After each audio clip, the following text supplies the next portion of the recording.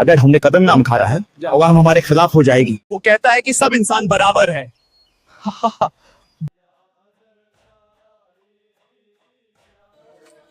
12वीं सदी का भारत, ये वो दौर नहीं था जिसे आज हम एक मुल्क कह सकें। ये एक वसी खित्ता था जहां दर्जनों रियासतें, सैकड़ों राज्य और हजारों रस्म रिवाज एक साथ सांस लेते थे। यहाँ कोई एक बादशाह नहीं था। हर चंद मील के कदम पर एक नया परचम लहराता था और एक नया किला खड़ा होता था और एक नया देवता ताकत की अलामत समझा जाता था।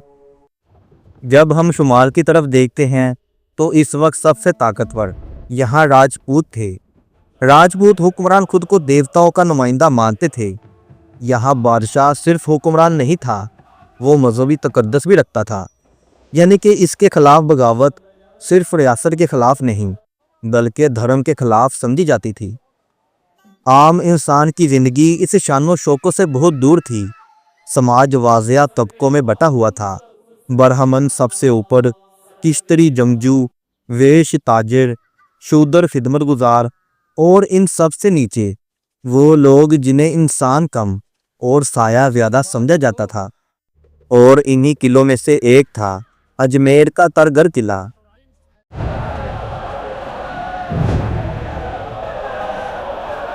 ये किला पहाड़ की चोटी पर वाक़या था।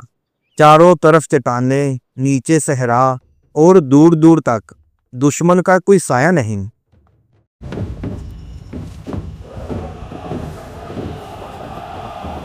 अजमेर महज एक शहर नहीं था, ये एक फौजी चौक पॉइंट था। यानी कि जो भी अजमेर को कंट्रोल करता वो राजस्थान के दिल पर हाथ रखता। 12वीं सदी के आखिर में अजमेर का हुक्मरान था पृथ्वीराज चौहान, राजपूत तारीख का सबसे मशहूर नाम। एक और कदम फिर पृथ्वीराज चौहान सिर्फ एक बादशाह नहीं था, वो राजपूत गैरत की अलामत था। कहा जाता है वो आंख बंद करके निशाना लगा लेता था।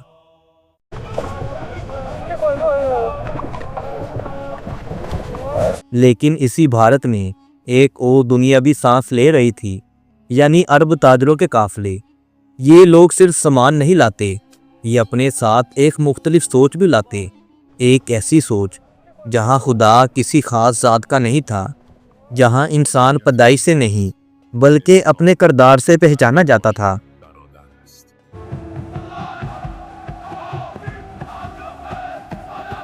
इसी दौरान शुमाली मगरब की सरहदों से एक नई सियासी ताकत आहिस्ता आहिस्ता करीब आ रही थी, गजनवी और गौरी। और ये नाम राजपूत दरबारों में किसी खौफ की तरह लिए जाने लगे।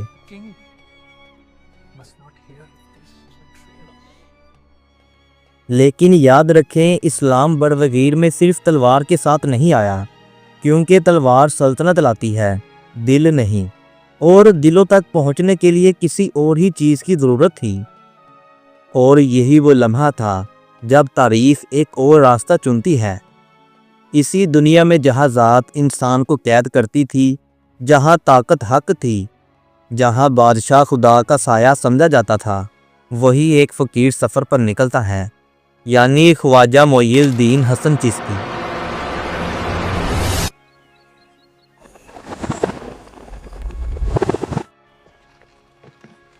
अगर हमने कदम ना उठाया है अवाम हमारे खिलाफ हो जाएगी। ना इनके पास फौज, ना खजाना, ना तख्त, सिर्फ एक बात, इंसान इंसान के बराबर है। वो ईरान से निकले, फिर खुरासान और बगदाद से होते हुए आज के इंडिया में पहुंचे। ये सफ़र सिर्फ जिस्मानी नहीं था, ये रूहानी और इंसानी मिशन का सफ़र था, क्योंकि इनके उस्ताद ख्वाजा उस्मान हारूनी रहमतुल्लाह अलैह ने इन्हें ये हदायत दी थी, चलो उस देश की तरफ जहाँ ताकत और दौलत के दरमियान इंसान भूखा और मजलूम है। वहाँ तुम्हारा इल्म, खिदमत और मोहब्बत सबसे ज़्यादा ज़रूरत रखता है। यही वजह थी कि वो कदम ब कदम काफ़िले के साथ सहरा और पहाड़ों को पार करते हुए आहिस्ता आहिस्ता उस जगह पहुँचे जहाँ इनकी तालीम और खिदमत ने सदियों तक लोगों के दिल बदल दिए। आप एक ऐसे ख़ानदान में पैदा हुए जहाँ दौलत भी थी, और इल्म भी, लेकिन कम उम्री में माँ बाप का साया उठ गया। और यही वो लम्हा था जब इन्होंने दुनिया को करीब से देखा। इन्होंने वो सच देखा जो अक्सर आसाइश में छुप जाता है कि ताकत आर्जी है, दौलत बिखर जाती है और इंसान आखिरकार किसी सहारे का मोहताज रहता है। और यही तलाश इन्हें दरवेशी की तरफ ले गई। वो बुखारा, समरकंद, निशापुर और बगदाद पहुँचे। बगदाद इस वक्त सिर्फ एक शहर नहीं था, ये खिलाफत अब्बासिया का दिल था, जहाँ फ़लसफ़ा, फ़िक़्ह और इल्म सब एक दूसरे से बहस करते थे।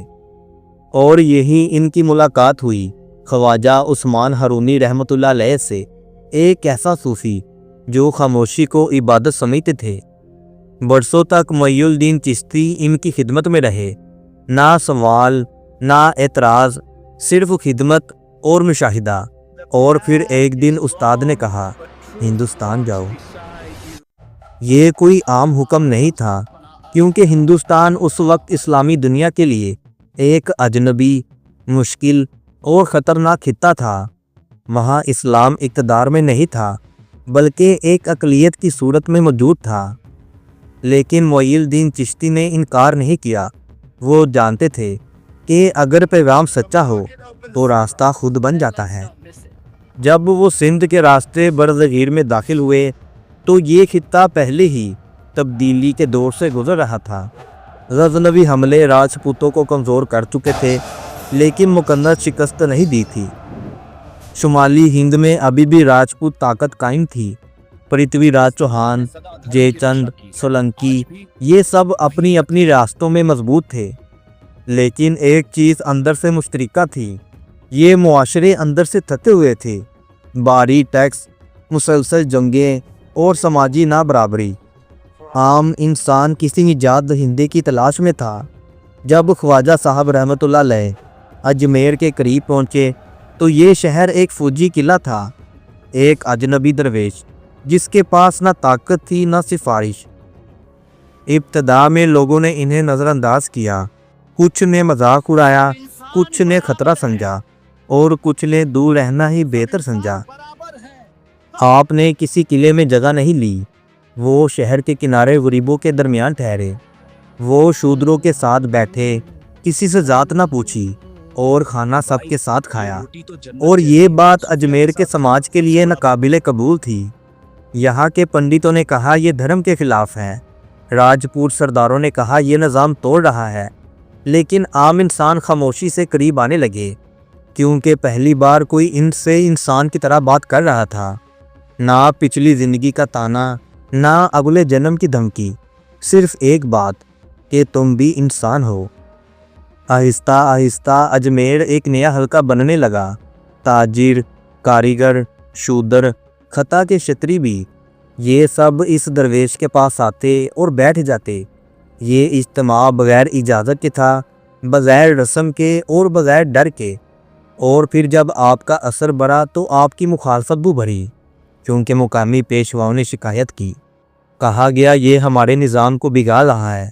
कुछ रवायात के मुताबिक इन्हें शहर से निकालने की कोशिश भी की गई, लेकिन हर बार लोग इनके साथ खड़े हो जाते, क्योंकि इन्होंने पहली बार इंसानी वक़ार महसूस किया था।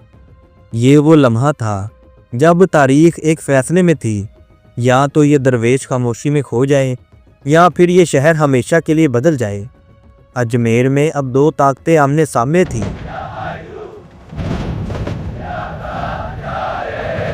एक ताकत किलों और तलवारों की, और दूसरी ताकत लोगों के दिलों में एक दरवेश के लिए मोहब्बत और अकीदत की। ये जंग खामोश मगर फैसला कुन थी, और तारीख़ ने हमेशा देखा है कि तलवार की ताकत तो वक्ती होती है, मगर दिलों पर हुकूमत सदियों तक कायम रहती है। लेकिन अब वक्त और लोगों के दिल बदलने लगे, क्योंकि जो कल तक किलों के वफादार थे, जैसे कि सिपाही, कारिंदे, खता के कुछ दरबारी भी जो इक़्तिदार के साए में जीते थे, वो भी आपके पास आने लगे। लेकिन वो यहाँ किसी फ़तह की दुआ मांगने नहीं, ना किसी दुश्मन की शिकस्त, ना किसी किले के लिए। वो अपने अंदर की जंग हारने आए थे। वो जंग जो ताकत और ज़मीर के दरमियान होती है, वो जंग जो हर इंसान अकेला लड़ता है। ये वो लम्हा था जब अजमेर बदल चुका था, ना किसी ऐलान से, ना किसी फरमान से, ना किसी के खून से और ना बगावत से। वक्त गुजरता गया, साल बदलते गए, राज्य आए राज्य गए, जंगें हुई, किले गिरे, लेकिन अजमेर का चिराग बुझा नहीं। ख्वाजा मोइनुद्दीन चिश्ती रहमतुल्लाह अलैह बुरे हो गए, जिस्म कमज़ोर हो गया, लेकिन दरवाज़ा बंद नहीं हुआ। कहा जाता है विसाल से कुछ अरसे पहले वो अक्सर खामोश रहने लगे, जैसे कि ये दुनिया उनके लिए मुकम्मल हो चुकी है। और फिर 12वीं सदी के आखिर में 1236 ईस्वी में आप दुनिया से रुखसत हो गए। फिर वक्त गुजरा, सदियां बदल गई। वो फ़कीर जिस्मानी तौर पर इस दुनिया में ना रहा, लेकिन इनकी खुशबू फिजाओं में बाकी रही। अजमेर में चिराग अब भी जलता था, और अब इस सरजमीन पर एक नई ताकत उभर चुकी थी, यानी मुग़लों की सल्तनत। और इन मुग़लों में एक बादशाह जिसका नाम तारीख में अलग लिखा जाता है, यानी अकबर आज़म। खत्म होती है।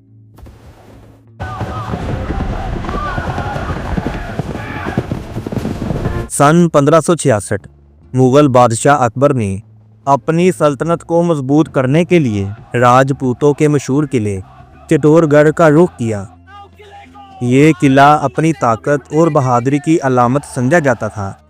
यहाँ के राजपूत अपने अज़म और कुर्बानियों की वजह से मशहूर थे।